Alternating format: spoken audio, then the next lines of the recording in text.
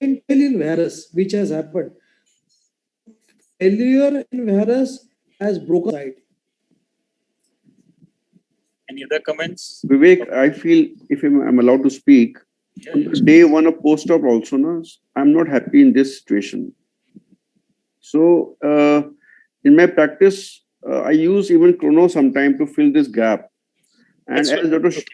So sometime if you feel that, and like in your presentation, you said locking plate has developed to avoid the medial plates, and you avoid that medial biology, right? So in this case, but in some exceptions cases are there where we really need, along with the lateral plate, some medial support also. This is my 2 comments here. Vivek, may I say something? Yes, sir. Prasad here. Yeah. So sometimes this is an excellent case, and if a fellow has done this under your supervision, it's kudos to the teacher. So sometimes I probably feel that during the follow-up we see callus, and we are too much sold on not doing anything medially. Maybe there is a certain subset of patients where we must electively graft and stabilize medially after 8 or 10 weeks. And probably this is the lesson I would take from here. True. Dr. Didi or Nick, please. Like it's always like sometimes we have gone through this also, and then like what you have shown in the first case also has happened. It's everybody has experienced this. But as we have progressed, what I understood is that number one is like this should have had some metaphyseal compression. Suppose if we had a metaphyseal compression, the circumference on which the femur is going to come and sit will be exactly equal. So what happens is, in the first X-ray, if you could have seen, the medial continuity was very well established, and if you draw the vertical, it was almost alignment was perfect. Whereas here, you can see because there is a medial opening here, so and then it is femur shaft is lateralized, rather distal fragment is medialized. So your axial that alignment got changed with alignment, and then the medial gap. When it is a focal medial gap, generally it fails. Whereas if there is a fragmentation, multiple fragments are sticking together, and if you get the medial cortical continuity, it all heals. That is my observation. So nowadays, what I always do is, if I had done this, metaphyseal compression would have been done, and then I would have collapsed a bit and then put the screws. So it should have been better. Nick. Yeah, my comments would be, it's an excellent example having these 2 cases shown. I believe they behave differently. They behave differently because if you remember on the first, you never touched the medial envelope. Here, it's an open fracture. You're going to wash out all the hematoma just because of the open fracture nature. You're going to potentially remove loose pieces as you are there. So as I can see here, there is more of a defect medially. Every plate will fail, no matter, obviously having a better working length would protect her for longer. That's the advantage of the working length. So removing that screw, the non-locking screw, could protect the plate. But again, if the healing was slow, again, that could fail as well. In these cases, I believe here is the possibility of considering a medial buttress plate to provide an artificial medial buttress that will protect your lateral plate whilst the fracture unites. So that's one possibility. The other is obviously a combination of a nail and a plate. That is, I think, another option. But I think these fractures behave differently just because of the loss of the vitality of the medial region. And we can explain that via the exposure, the open fracture, the washout, or whatever else. So they look similar, but they are not. So that's a great thing. I think that's what I wanted to bring out, because those 2 cases, both of them have been done in a similar fashion, and one we are seeing a lot of medial callus. And here, as Dr. Ritab had discussed in the previous case, once the fracture starts consolidating, there is one single fracture line which is not uniting, and all the things concentrate on that region. And there can be a race. Sometimes we win, sometimes the plate fails, and that's what happens in most of the cases. And so just to continue further, Yes. we had these options and it was discussed by Nick also. We can do a replating with a longer plate if we want, a dual plating, a fibular autograft, or a nail plate construct. These are the various options. And we went about doing a nail plate construct for this. And the reasons for that for us was, I thought that if I have to go in, this plate was a fairly long plate. So most of the principles were proper, only maybe the execution of that was not so good in the initial sense. And maybe my follow-up at the time of 3 months, I should have seen the devascularization of the metaphyseal region and should have added on to some bone grafting right there and then, or a medial plate at that time. But we didn't, and that's what learning is all about. Longer plate would have gone. How long I am going to go, I didn't know. Now the most of the intra-articular fragments had united. Putting in 2 plates, one long and one short, I didn't know where exactly to first finish my longer plate. So I thought that maybe a nail construct will give me a better choice where the plate can be short. And that's what we went about doing it. We fixed with the nail. We went about doing a nailing for this first and then put in a plate for that. And the callus or the things which we got from the side, that's the same thing which we put out here without any additional bone grafts out there for this. And this was the fracture at the end of the post-op with the check film. And we got this when we did it in July 2020.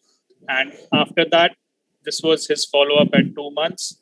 Yes, it's still some gap can be seen, but now we had done it fairly good construct. And I think that the only place where now it should have fractured would give some more time for the construct to fail if the fracture has to fail.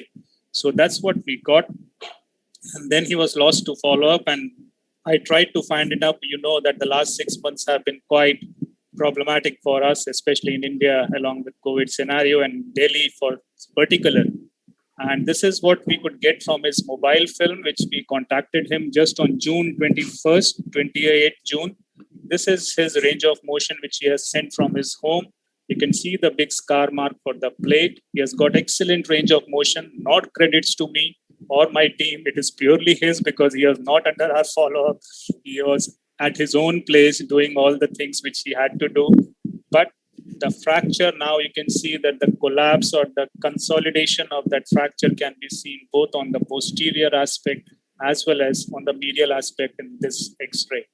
And that's what I hope to bring him back sometime, maybe once the things get okay and get his proper evaluation done with an X-ray properly.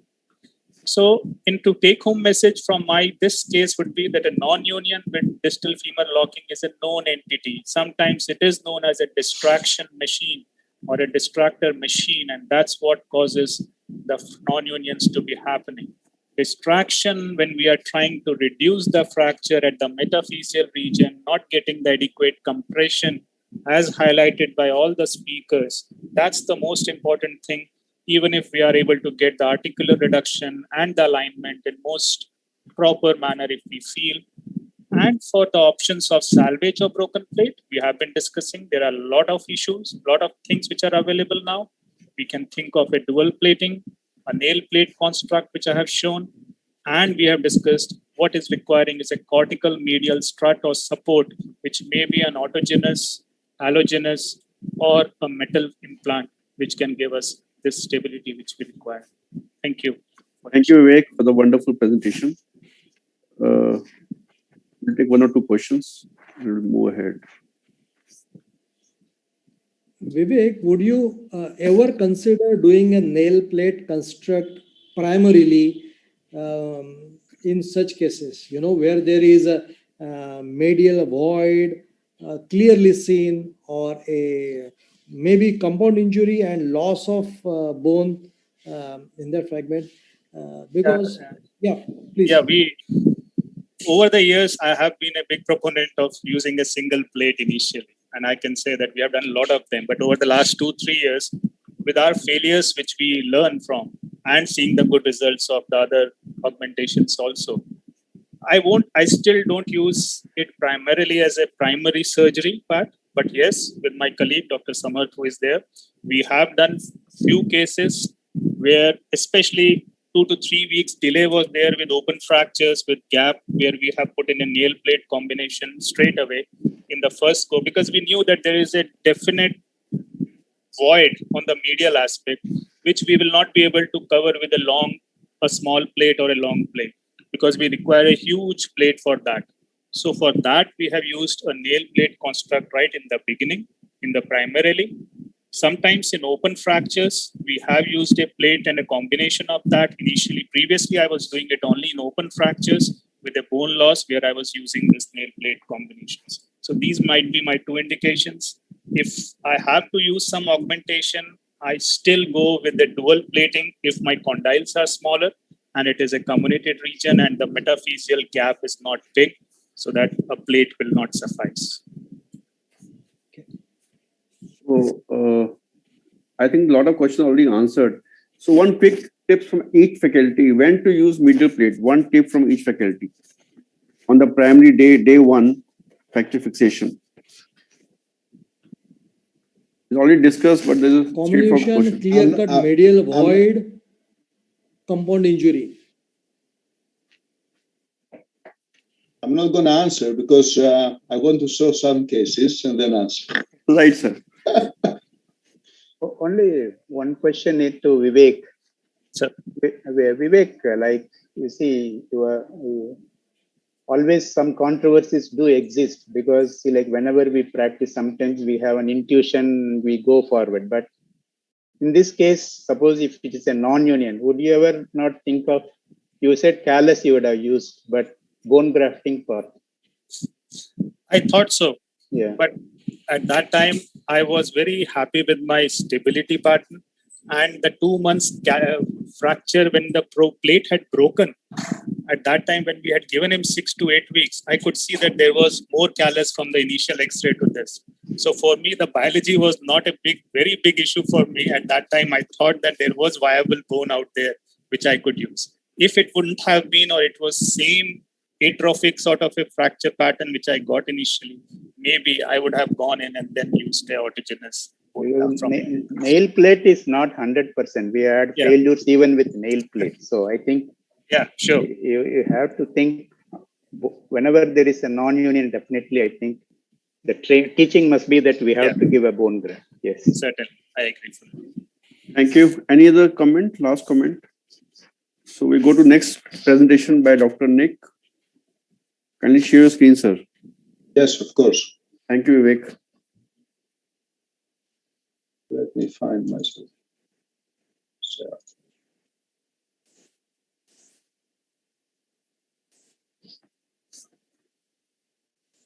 I hope you can see this. Yes, sir. Please go Excellent. ahead. Thank you very much. Great honor to be with you guys. I mean, obviously, remotely. I'm very, very honored to be invited. Thanks to my friend Sanjeev Anand. We work together many years now. I work in Leeds. I'm the director there of the Major Trauma Center since its creation, so 9 years now. We are a busy trauma hospital, probably one of the busiest in UK.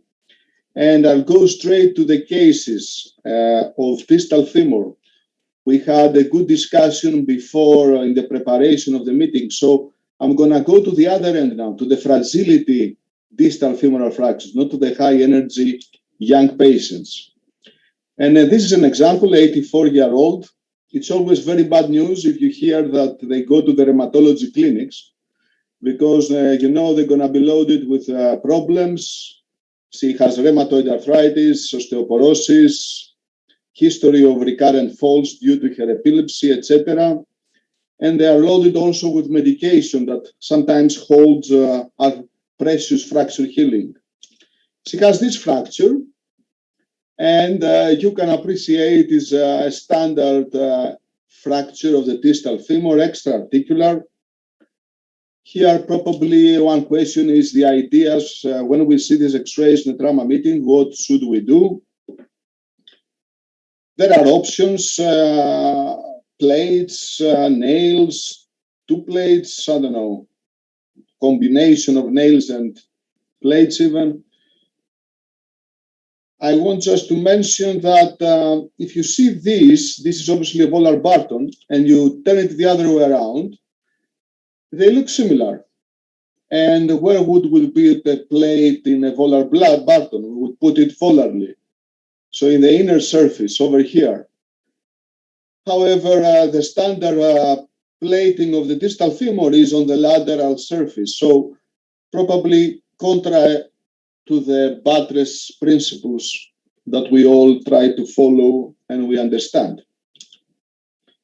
The other thing we can make a note, as far as the audience more or less experienced, you need always to get the full picture. For example, this lady, as you can see here, has a stem above, and has also obviously a bit of arthritis. So all these are factors that may change your rationale or even the length of the plate, since it has obviously a stem in the proximal femur that you may want to bridge. A scan, probably nowadays we do a scan for all of them, and we should, not only just to capture HOFA elements, but also to design and plan our approach to see the amount of comminution. You can see here it has a lot of comminution laterally, and plan ahead. So I would say a CT scan is probably a key component to all these fractures. So what would be the plan? She is 84, she has obviously poor healing potential, arthritis or pre-existing, moderately symptomatic, and she has a total hip above on the same hip.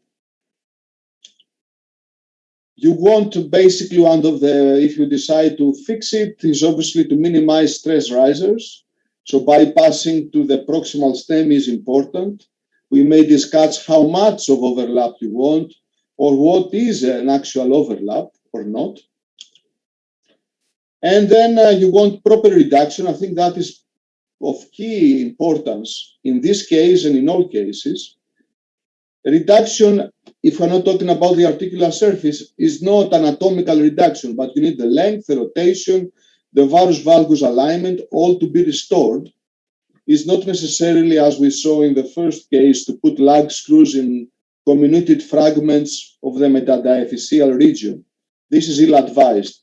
But in these cases, you can see that the reduction is important. You want again to bypass the stem, as I said, and due to the principle of mechanical, providing the proper mechanical environment, I would argue that definitely the first plate you should apply would be the medial buttress, and thereafter you can put the bridging plate laterally to minimize stress rises and to allow your working length to be optimal.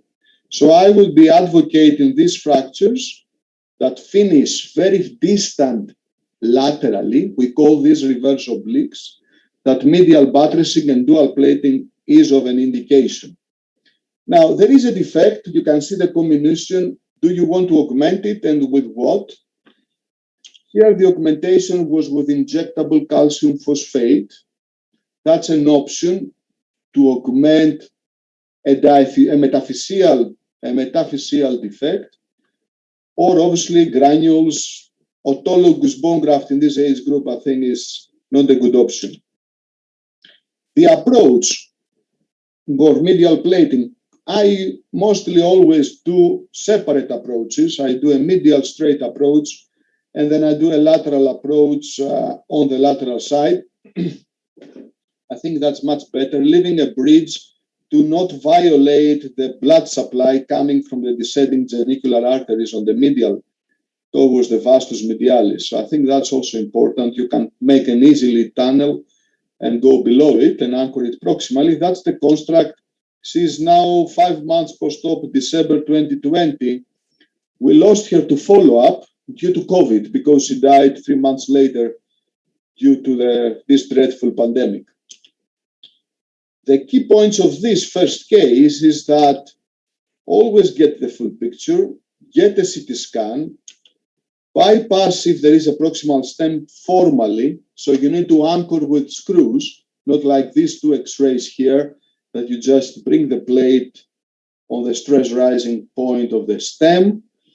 probably 2 to 3 times the diameter of the bone over there. You need to have an overlap and anchorage. When you have poor biology, and we have reasons to have poor biology in such a patient, expect delayed healing. So you need to maximize your mechanical support so the delayed healing is not going to lead to a fatigue failure of your plating system, plus minus augmentation. And I think for me, I skipped the question before about indications. A reverse oblique distal femoral fracture, whether it's bone loss medially or when we have a failed lateral plating, is an indication for this dual technique. I'm going to go now to the case scenario 2. This is a lady, 80-year-old, again, elderly. She has multiple myeloma. There are lesions mid-shaft as well as distally. They did not refer her early enough. She had a pathologic fracture. And you have now, she's also morbidly obese and diabetic. A difficult scenario that you want to address this fracture in this biology, local biology and systemic biology, high risk for infection, high risk for secondary failures. You can see it's obviously a transverse fracture, bad fracture when you want to heal such a fracture with a plate. And then the options are again to be considered. You need to be, I think, as far as you're planning, you need to choose something which is the least possible invasive. It will allow this morbidly obese lady to get up and walk. Here, I think these patients, frail patients, do need to walk as early as possible. You need a long-lasting construct that this myeloma may or may not heal. It's not going to lead to a fatigue failure of the implants and not to create, of course, stress risers to her arthroplasty proximally. A nail is a good solution, and then to minimize the stress riser, a bridging plate inserted MyPo technique proximally to distally. Since distally did not have that much of an involvement, a proximal plate is probably a good indication, would allow her immediate full weight bearing, is the least possible invasive, no stress risers, and offered her a solution. Another example of a combo is these fractures, proximal femoral fracture, nailed, long nail, well positioned, but we know by fact that patients will fall again. 8 days actually post her nail, she had a fall, delivered this distal now femoral fracture. So here again, a combination of a plate and an antegrade, and the antegrade nail could be an option, and it was an option to allow again immediate full weight bearing and no presence of the stress riser. So there is an advantage. And last case, probably most relevant to what we are discussing, a comminuted periprothetic fracture distally, where in this I usually apply the plate first to bring my alignment more in relevance. We know that retrograde nails through total knees can lead to a hyperextension deformity. So by putting the plate first, you can have better restoration of the alignment. And then after you anchor with some screws the plate, you can offer the nail and have the combined construct that offers optimal biomechanics, is minimal invasive, is nothing huge, if you can imagine it, through the old scars, and offer here immediate weight bearing and hopefully and eventually healing. I'm just mentioning a trial and study on the biomechanics of all these different combinations.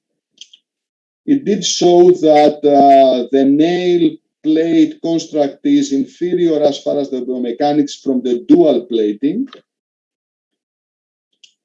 However, obviously you can imagine dual plating is much more aggressive, two approaches, devitalization potential if you are not careful of the medial genicular arteries plus the lateral, so you have a worse biological insult, but it does offer obviously solutions to specific problems.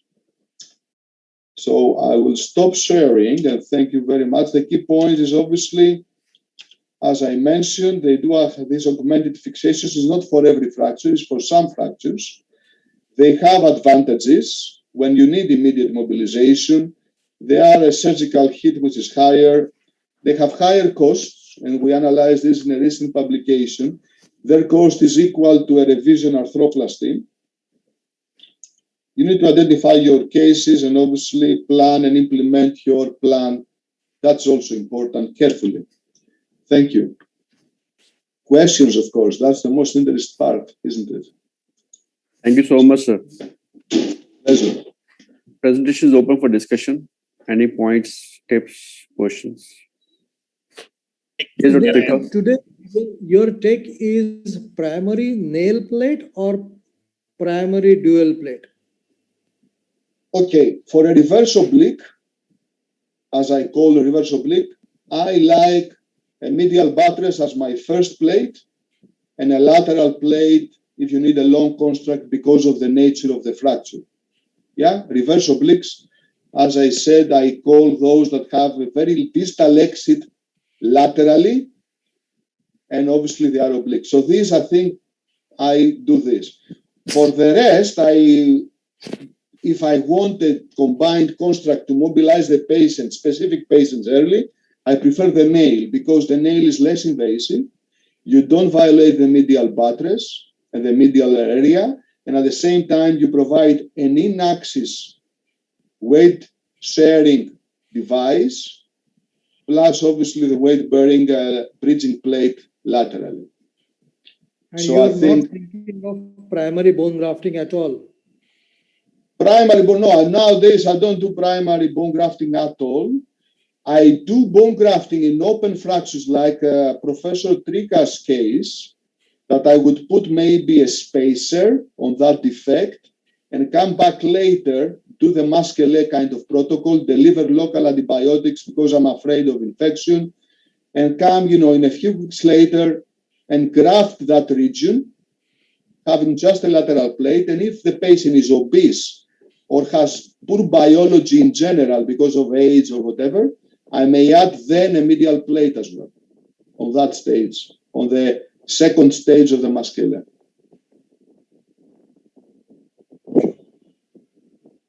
Dika, you were saying something? No, Yeah. my question was the same as Dr. Sushruth has asked. Thank you, Dr. Nick. I would just want to put one comment. Like we always sees a parietal prosthetic fracture around the TKR, the proximal to the femoral component. In your presentation, we can augment the plate along the nail and make the patient mobilize next day. Am I right? This is a message. Correct, because you have an in-axis, which was the nail, that allows immediate weight bearing. It was, if you remember, a transverse pathologic fracture, yeah? Yes. So it would allow, but at the same time, you don't want a stress riser between the tip of the nail and the tip of the stem. So that's what the plate offers to neutralize that area, so she never comes back, for that leg at least, into the hospital. Thank you. Yes, sir. Or Dean also. Nick, in the reverse oblique that you were telling about in a distal femur, Yeah. in your case, if there was no proximal implant, what would have been your surgery? I would put a medial buttress plate. Only medial buttress. Only, yes. Okay. So you can bake a long medial plate. Does have to be short, especially if you do this bridging that you anchor proximally away, obviously, much more proximally from the Hunter's canal and the problem of the blood supply.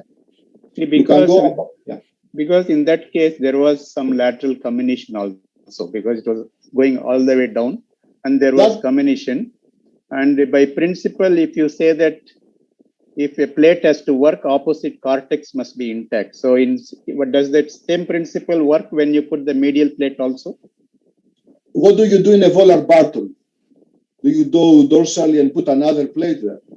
But I think the way the muscles pull and then the weight of the wrist, all those things that works is totally different compared to what is in the distal femur. Yeah. Look, I mean, if the fracture is so distal, as it with this case, laterally, the lateral plate anchorage on the distal fragment is maybe one screw. All the rest are through the fractured plane, across two condyles. So I don't believe that you need an additional plate unless you have a reason to go much more proximally, as in this case. The medial buttress would actually offer the mechanical environment and healing potential on that region without additional exposure laterally.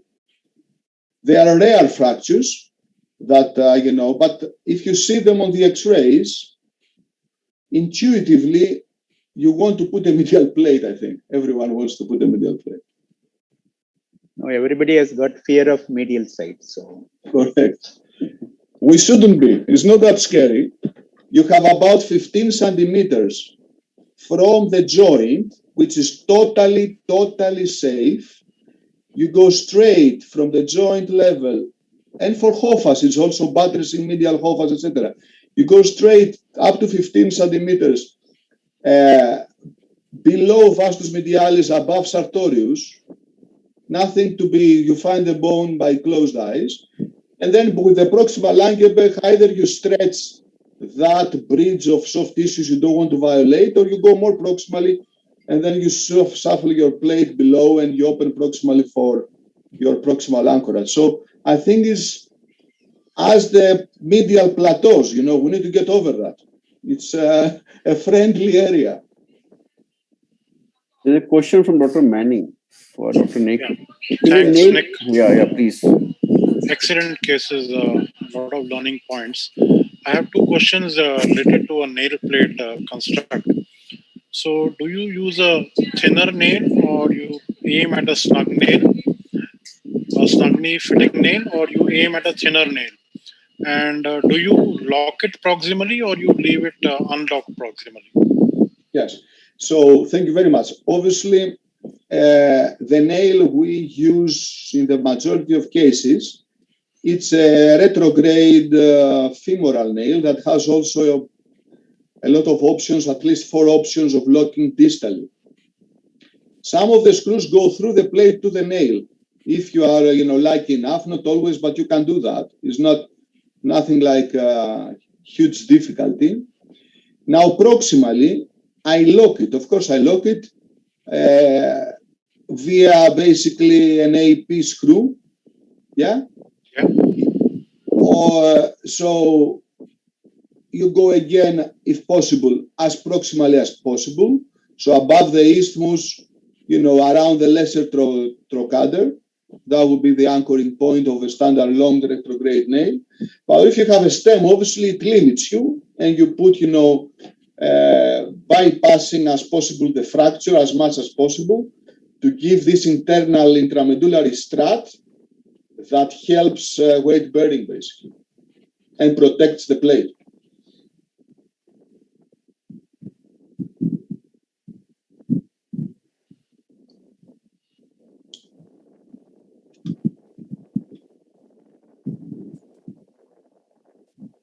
You're muted. Can you unmute yourself? Thank you, Dr. Nick, for the great presentation. We'll come back to you again if questions arise. Thank you so much. We'll go to next presentation by Dr. Deendayal, sir. Yeah, I'm sharing it, sir. Yes, sir. Thank you.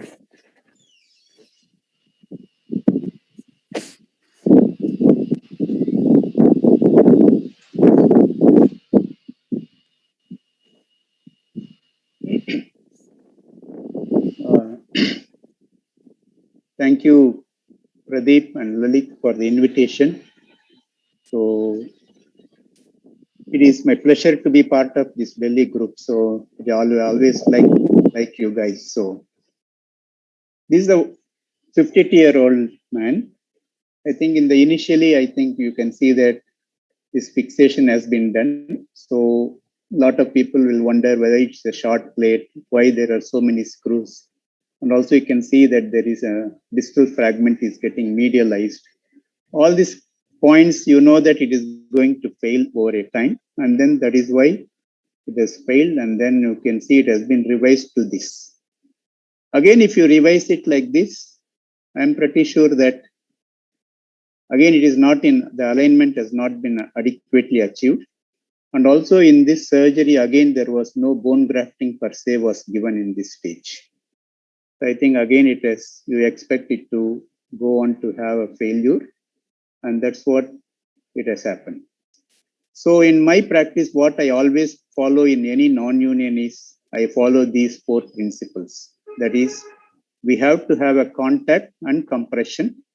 We must get a correct alignment, and we have to enhance the biology by bone grafting, and we have to give a stability. This is the basic principles by which we assess non-union and also make sure that during the surgery, we provide all these parameters to get it correctly sorted out. So in this, what we did was there is always a shift here that we need to sort it out. And also the medial side, we have to get a medial column support that is very good. So if you get a medial column support very well, in addition, you get a plate on the outer side, on the lateral side. Generally, it will go on to heal well. So you have to have a medial here. So there are many options for this type of non-union. But one of the option I am going to give it to you is the fibular graft on the medial column. So once you give it and then get the axis and then stability and biology, it will be all right. So what we did was to have a medial side fibula, and all of them, you see, we have to achieve a good contact and compression. Here you see, although there is a small gap, we have used a Muller's compression device in this, and then we got it collapsed. And then we have, for a period of time, you can see this is a 6-week post-op, and this is a 4-month post-op, and this is 1-year follow. You can see it has gone on to heal completely well. So if you look at it, a few things that we have done is we have to shift it medially. So one of the idea is if you keep a block, suppose if you have a 6 to 8 mm Steinman pin or 10 millimeter Steinman pin in between the femur and the plate here, and then try to collapse it, always your shaft will get medialized, and then you can get into a good medial contact. And that's what we did in this, and then slowly it has gone on to heal and he gets a good function. So we also, on this note, we also have published this article in 22 patients series. So, and it has been, also we have wrote up the surgical algorithm for this type of non-unions. And then this is another case that I'm going to present here. So this is one of the routinely seen type of an open fracture. You will always see there is a small wound here. On the contrary, underneath there is a fracture that is either comminuted or there is going to be a bone loss. This is because of the pillion riders in our two-wheelers. They have a direct hit on the opposite vehicle, and then you will see that the bone gets ejected out. And he is a 31-year-old gentleman. And then on arrival, his vitals were all stable, but only thing was serum lactate was very high. And when we put in our Ganga Hospital score, it was in a stage, it's like a group 2. And then we had to do a staged reconstruction. Once the lactate levels normalized, then we had to do a staged reconstruction. So we did debridement, and then this is the fracture and then the wound that is there. And then what do we do now? Question is we have to take them up once. We have to make sure that resuscitated well and then get these normalized lactate levels. Meanwhile, debridement is your, like a decontamination is one of your resuscitation procedure itself. As you resuscitate, make sure you debride it and also put an external fixator. And that is the right time to do an articular reconstruction as well. So we did an articular reconstruction, and then you get a knee spanning external fixator so that you do the staged reconstruction. So later when it was, we asked him to come over a month's time, but unfortunately he had come over 10 weeks later. However, it was good enough. There was no signs of infection. The swelling has settled down, and then it is completely like a supple area where you can go ahead and operate. And then at this stage, there are many methods of reconstruction you can think of. You can do an Elizero, you can do a limb reconstruction system, orthofix. You can do various procedures, transport over the nail, transport over the plates. Many more options are there. So one of the options we did was we chose an allograft. because we are big center for the open injury management. Lot of mangled limbs we do get, and some of these amputations are all there, where we send them to our Kidwai center in Bangalore and get everything sorted out. And then we have a bone bank.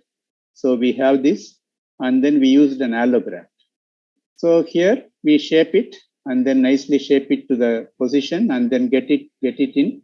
And also like intramedullary region of this graft, we pack our autografts as well. So take an autograft, combine with allograft, and then pack it inside, nicely compact it inside, and then get the allograft in. And then, of course, like you have to do a good fixation.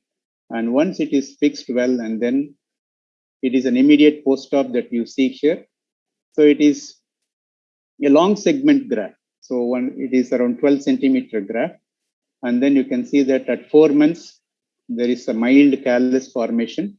It is 1 year follow-up here. And then it is 2 years. Still you see there is some amount of suspicion of a non-union sort of thing. But however, he is walking well and he has got a good knee movements and he also walks well. And then this is 11-year follow-up. You can see that it is completely incorporated.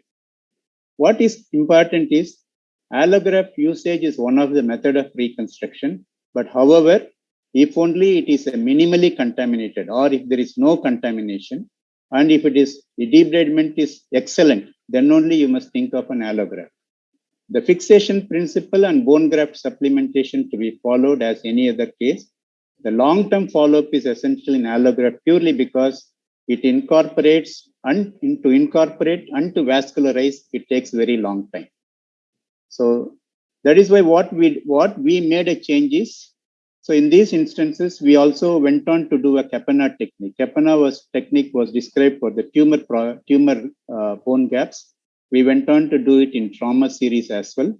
And then like vascularization also is easier. And then the union also is far superior to only usage of an allograft.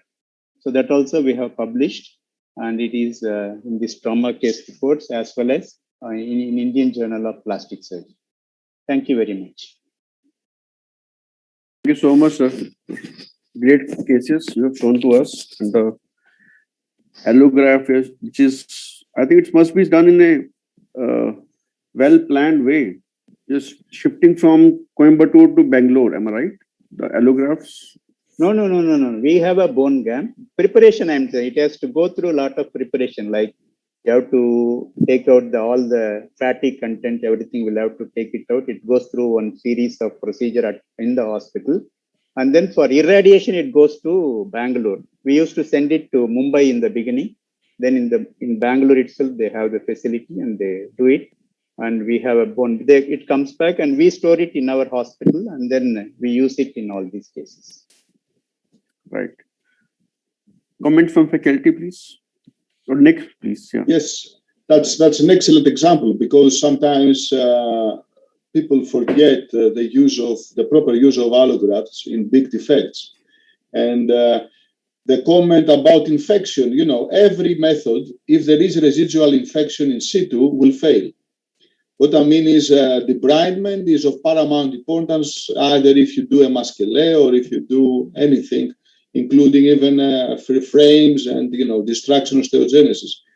And that is the more comfortable you become on doing and producing bigger defects from what nature is giving you, because you want to debride into the healthy tissue, the more comfortable you become with that, then actually management of defects can be effective with different techniques. Debridement is of key importance, and I totally agree with you. Thank you. Dr. Shushruth, any comment? I think great cases as always, Didi. Totally throwing the ball out of the court and out of the box thinking. Terrific. Oh, wow. The first case was very good because that was a total learning, right? Somebody did one, again failed without seeing the bone grafting, and third, sir has revised it. Any comment from Dr. Mani, sir? Yeah, Didi, excellent cases. and excellent experience with complex reconstruction. Since Nick is also here, do you have experience with muscular technique in primary severe trauma? Yes, absolutely. I mean, for us, it's a workhorse.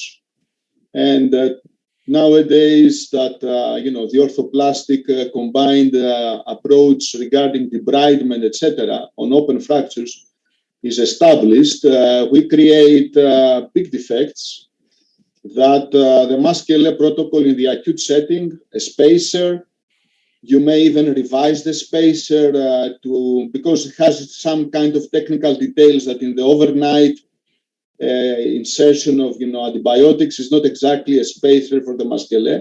So usually we go in a second stage, on the stage of grafting with soft tissue coverage. We put then a proper spacer overlapping the edges of the bone, creating a better environment, a better envelope. And then on a second stage, obviously a couple of months later, we come back to offer the grafting phase plus minus augmentation of the fixation, either with another plate or exchange the old plate to a new one, because we all need to appreciate it's a race between fatigue failure and established union. So if you have any concerns revising the implant that has been exposed to stresses for the last 2-3 months on the between stages, is not a bad idea.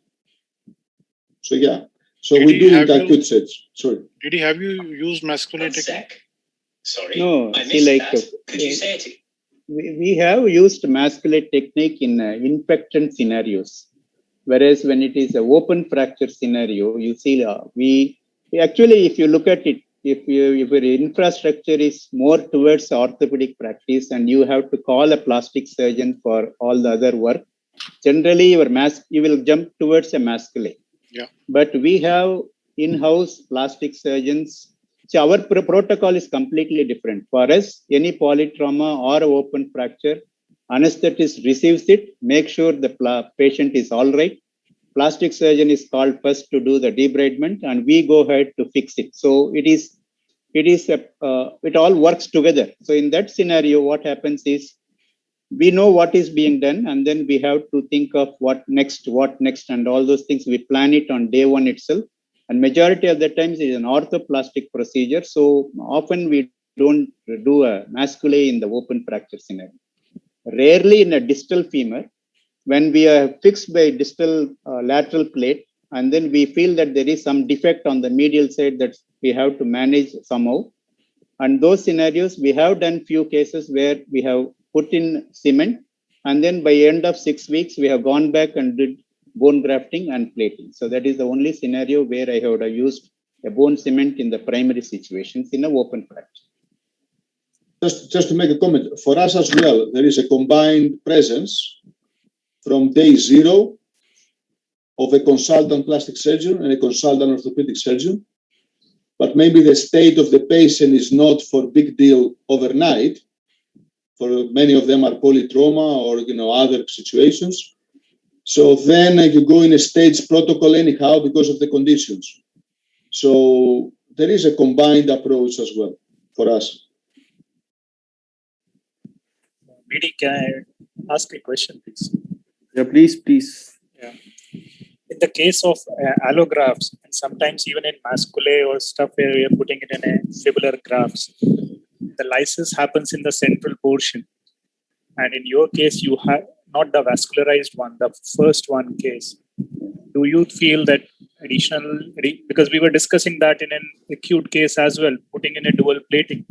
So do you feel that sometimes after 1 year or so, the middle part of it can again give way because of the revascularization occurring from both the edges and lay stress on the lateral aspect, or you might be requiring some augmentation, either intramedullary or a dual plate for such thing when you are using an allograft? You mean this long segment allograft that I put? Yes. No, see, like that's why we have followed it for 11 years now. Yeah, no. So it is, we continuously call them every year, and then we are making sure he's doing well. And then I don't know. We have there is no experiment to do No. it. I don't No, because if you see also in your serial X-rays also, the callus started forming, which is obvious and logical from both the edges. Yeah. And we have seen in my cases of masculae also, where we have used fibula as a intramedullary strut, the lysis happens in the central portion.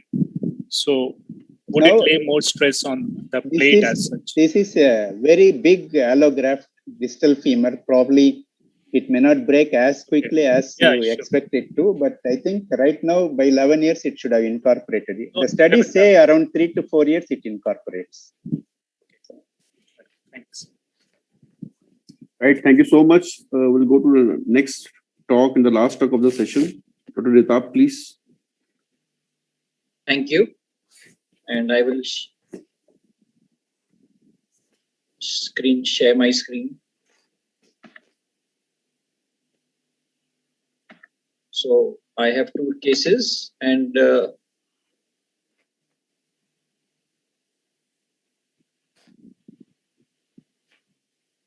your screen sharing is paused. So, Didi sir, can you stop sharing your screen? He stopped. Chetan, can you allow? It's allowed for Dr. Ritab. No, your screen sharing is paused. Okay, so 1 second, let me check.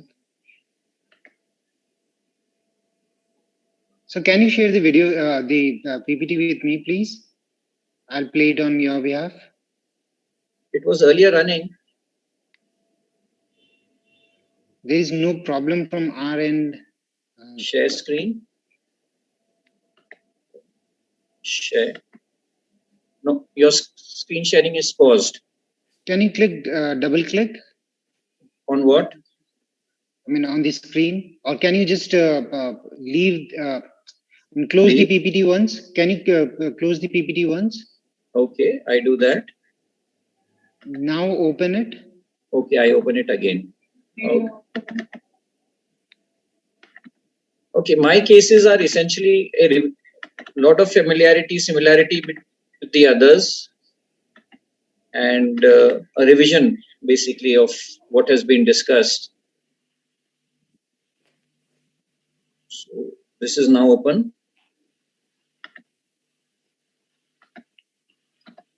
So I share my screen.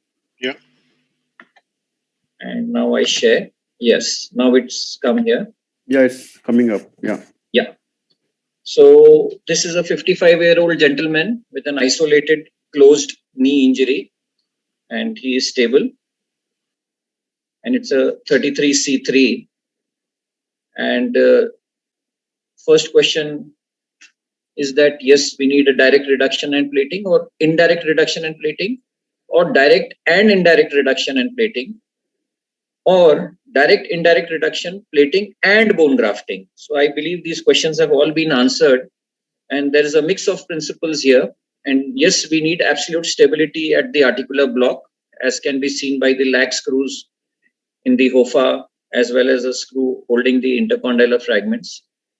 The metadiaphysis needs relative stability. And bone grafting, as one of the panelists had suggested, that in fear of delayed union, why not pack it with something?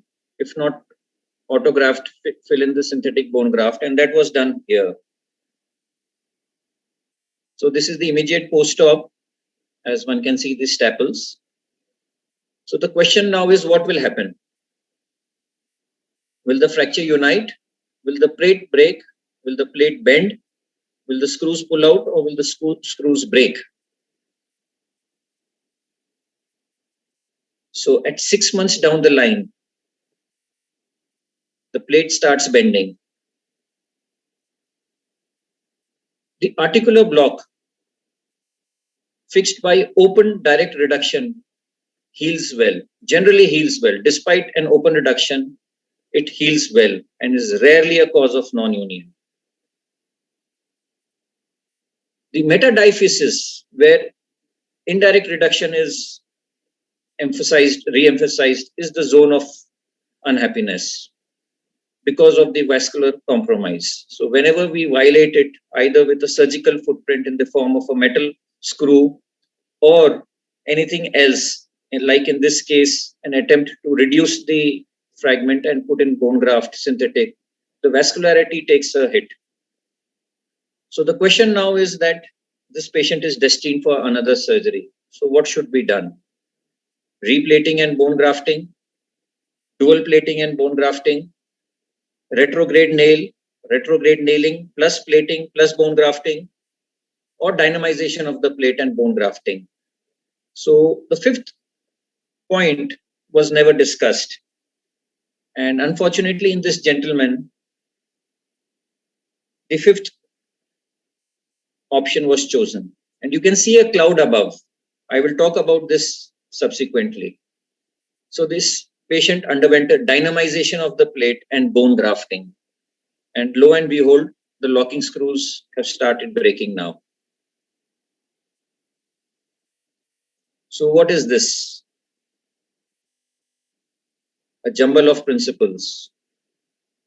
So now the question is, the patient is destined for a third surgery.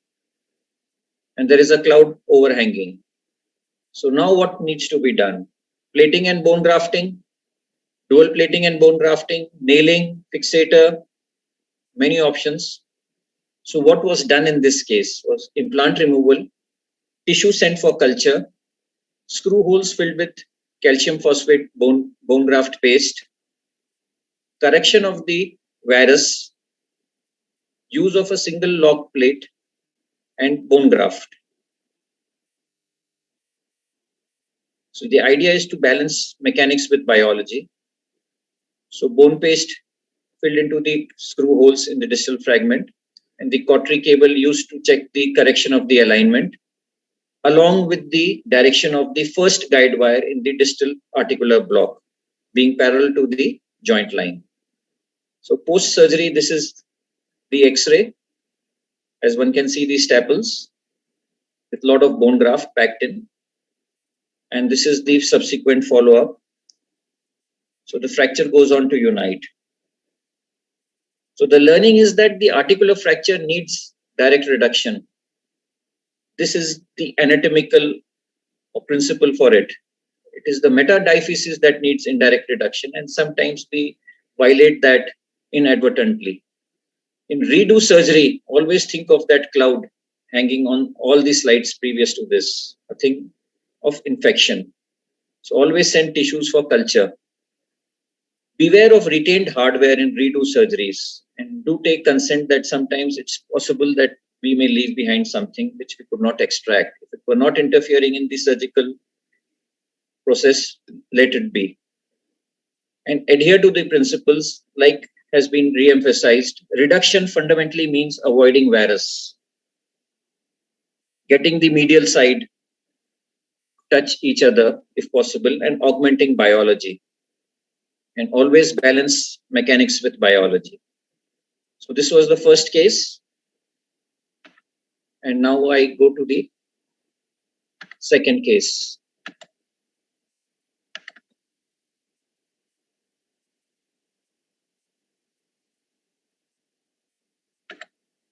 So I share my screen again.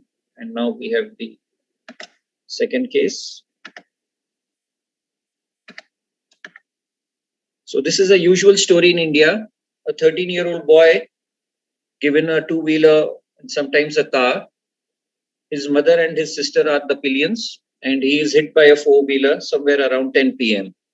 All the three are injured, and this young boy has an isolated right lower limb injury around the knee. So this is the clinical picture on day 0. So this is 6 hours later. He is in the OT. He undergoes a debridement, a bridging external fixator, and dead space management by bone cement. This is him at 72 hours,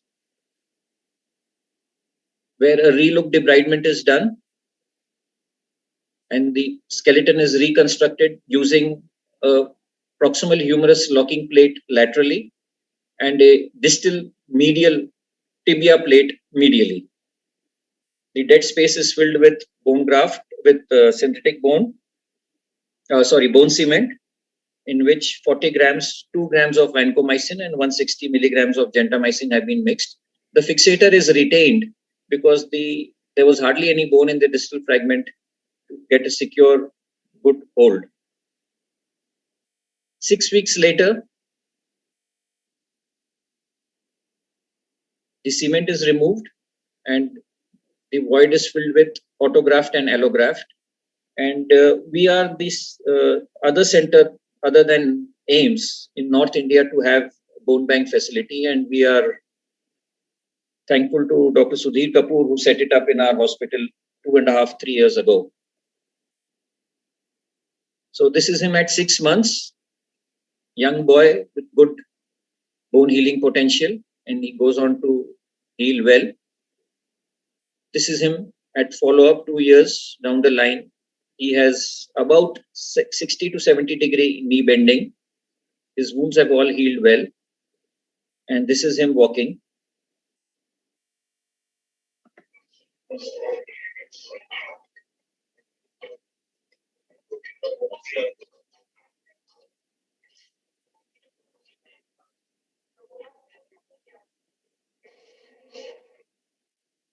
Three years down the line, he is walking well. He is compensated well. But as one can see, he is compensating by tilting his pelvis down. So, young, flexible boy. So, all the hardware is removed.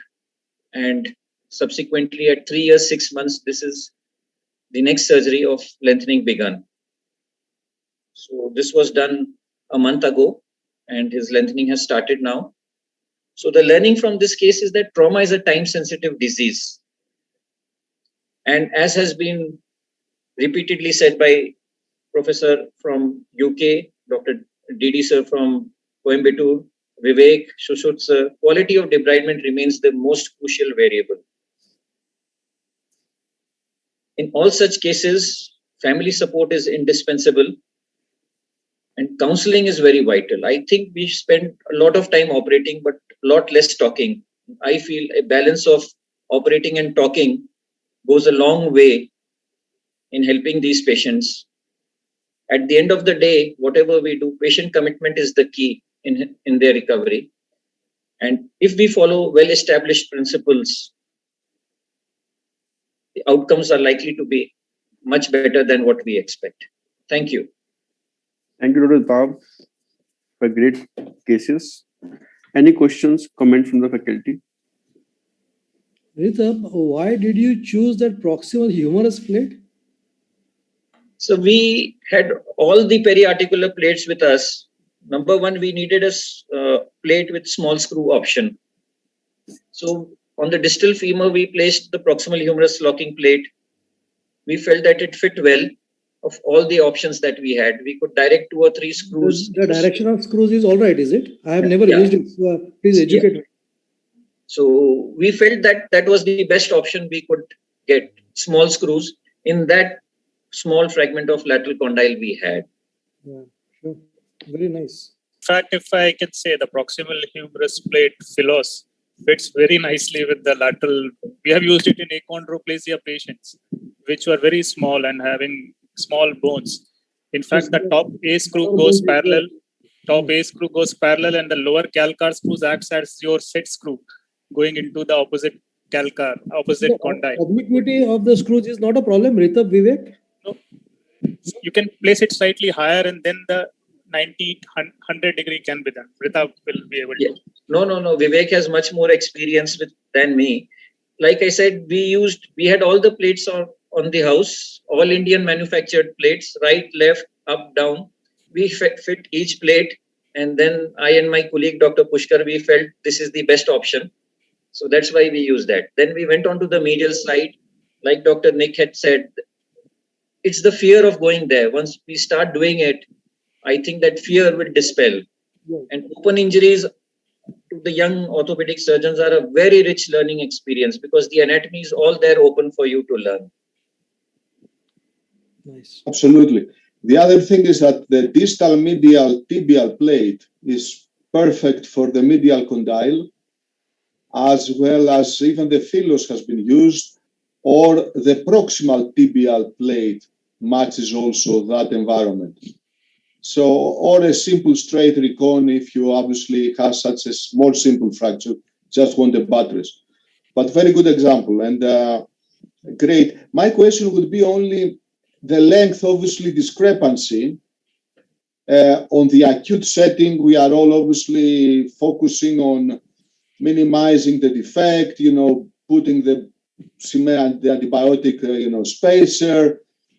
I think on the final closure before you exit is a thing to reconsider, because at that moment you can actually get the length and prepare or prevent a future, obviously more complex reconstruction.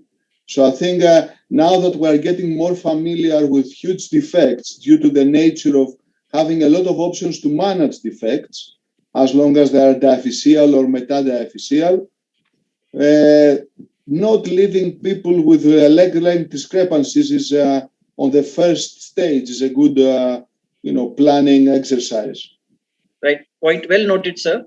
So this boy was 13 years old and his growth plate had been shattered, so there was hardly any bone left. So probably I feel it is the distal femur growth plate which shut down, primarily responsible for his limb length discrepancy.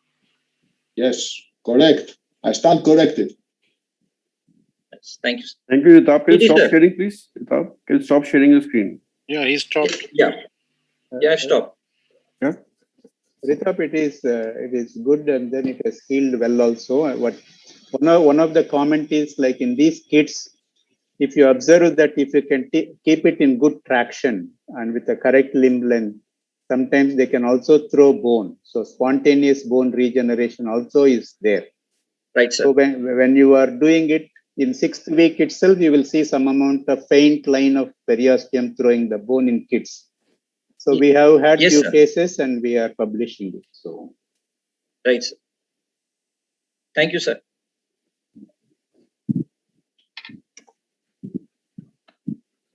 Any more questions, comments? Not a many. Excellent cases, a lot of learning. And any questions in the chat box which need to be taken up? I can't look at any. It is done, I think so. No more new. So we are almost on time. Just probably. I'll ask one or two questions regarding HOFAs to all the faculty. Tips for the HOFA and 2 points. Surgical approach, like isolated medial, isolated lateral, or both condyles. The surgical approach where you use it. HOFAs only, we're talking only. So maybe Shushruth can take it. Yeah. Isolated lateral or isolated medial swashbuckler of varying extent is probably the best, because that will give you good exposure. Laterally, there is no doubt, because it is anterolateral. You can see the articular surface. You can reduce it well. For medial side, swashbuckler has a very limited exposure. So I think the classical, if it's a small fragment and only purely medial condyle involvement or medial HOFAs, a medial parapatellar approach is okay, smaller incision. But because in my case it was a bicondylar thing, I had to have a extensile approach. If it is medial, try to preserve VMO, because that is one muscle that will give you better rehabilitation. I think that's about it. Ritap, you want to add something? So in HOFA's approach, see, this is an exceptionally rare case. If it's a lateral, you go lateral. If it's a medial, you go medial. So the only question is, this is an extremely rare case, and I think I have nothing else to add to Dr. Shushruth's comment. There are approaches which have been described for the smaller osteochondral fragments, which are type C, type Netanyahu, 2C, and the other small osteochondral, where you can go posterior as well. And you can go medial to the MCL post slightly by, you can see there's a few big article by anatomical research by Dr. Tirachai, and he has shown the amount of exposure you can get. So for the medial HOFAs, which is a small posterior, where you want to put in a posterior to anterior screw, maybe that's the approach where you can go posterior to the MCL. And in lateral way also, you can go posterior right on the condyle in a prone approach. But that's for a very rare, smaller entities, very less common Letnior type 2C or 2B, which was for which you use. Otherwise, the approaches which Dr. Sushruth and Ritab have said suffice for most of your fractures. I think we have covered enough for the distal femur fracture along with the periprosthetic implants, T care and all that. And Dr. Nick has shown the proximal THR also to cover that part also. I think all the aspects are covered. But any other point you want to cover now? Any last Nick, comment? anything on HOFAs, Nick, you want to add? On the HOFAs. Yeah. The HOFAs, I have been from the back due to a sequestrum of a young teenager. And after I've been through that posterior approach, I believe it's an excellent reduction. It's automatic, and it's an excellent approach for from back to front screws, which are also lagging the HOFA fractures better. But obviously, you need the patient prone. The majority of my previous experience before that guy was like 4 years ago with the sequestrum was all direct medial or through the front as midline approach are previously discussed. But I think, again, approaches is always a limiting factor for us. We are biased by our training, by our exposure, by lack. And I think nowadays we are living in an era that we approach periarticular fractures much more freely. So I would challenge everyone in the next cadaver course to expose from the back potential HOFA, and you will be amazed. So thanks, Nick. I think that's a very relevant question. And probably learning is coming from the medial condyle of the tibia. We've gradually learned to go posterior, and we have found that it's an excellent biomechanical solution to handle them. And I'm sure HOFA has a similar scenario, both because of the fracture type as well as mechanism of injury, whether it is an hyperextension or it is a dashboard type. A tricky thing about HOFAs, what we have experienced is when do they unite? It's a very tricky sort of a fracture, which probably takes a long time to unite, and you never know when it has united. So until it doesn't displace, you really don't know whether it has united or not. So it's a tricky fracture to evaluate. So I think Dr. Bageja, thanks a lot for conducting an excellent webinar on a very important fracture, and thanks to all the faculty, an excellent group who has brought out some very, very interesting cases, I feel. Some classical, some very, very unique solutions to common problems, and also opened up the discussion on dual fixation, both medial plate as well as nail plate construct, as well as biological fibular nail on the medial side. So I'm sure everybody has learned a lot. We've recorded this webinar, and it would be available on our website through the DOA library, as well as on the Omnicorus website. So you're always welcome, and you can share it with your institutes to come back to it. And the last part of each webinar, we announce the next one. So next Sunday evening, we have a webinar on wrist. It's not evening actually. Next Sunday is our mid-year meeting. So the theme is again trauma, and we are trying to discuss wrist injuries. So it's going to be a morning session, and we start around 10 a.m. Indian time, and maybe lead up to the lunch and finish by 2 p.m. So thanks a lot to all the faculty. Grateful to you to taking out time and sharing your cases. And we call it a day, and all the best, and have a nice evening watching the important Euro Cup final. And all the best, Nick. Thank you very much for your wishes as well, and for the invitation. Thank you so much. Thank you so much. Take care, everyone. Lovely meeting you. Thank you so much. Bye-bye. Bye-bye.